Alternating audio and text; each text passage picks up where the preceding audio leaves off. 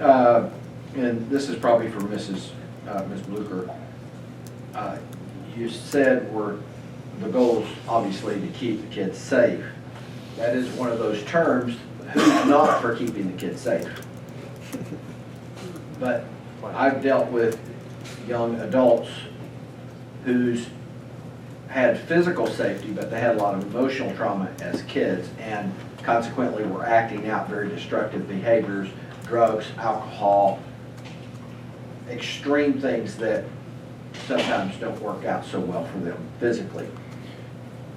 Isn't it true that while kids we're having to take kids out of the home because parents are abusing them, parents are raping them, parents are prostituting them, and we're forced to take them out, because of that removal, not always just because of the trauma, but sometimes just the removal, that is going to cause later on destructive behavior as adolescents, as teenagers, and as adults, and we have a prison full of kids who went through that process. Is it not equally true that when we make the mistake and take kids out, where parents haven't done all the things that were being alleged, isn't it true that now the state has become the perpetrator of the emotional damage created to those kids, of taking out kids and putting them from home to home to home to find out this wasn't true? So while we're saying let's keep the kids safe, we've actually endangered them. The state has endangered them, and the net effect is the same. Would you not find that true?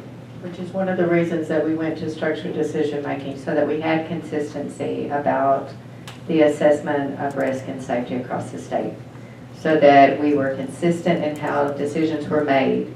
That's why we put the trauma-informed training in place, because I agree that when you needlessly remove a child, that is traumatic. When you remove a child that needs to be removed, that is traumatic.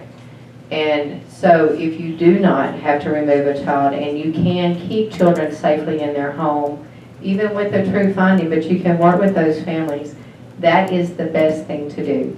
But you've got to have the resources and able to do that, to keep those children in those homes safely. I would agree with you that that is the best interest of all. And if we could, that's what we're attempting to try to do with differential response, with team decision making, and ensuring that if we do put a protection plan in place, which is Arkansas's equivalent of the Texas safety plan, is that it's more than a piece of paper, that it's really a plan that everybody has consensus in, and it will keep those children safe. And so we agree that that's the direction, and that's the direction we've been trying to go as a total welfare agency.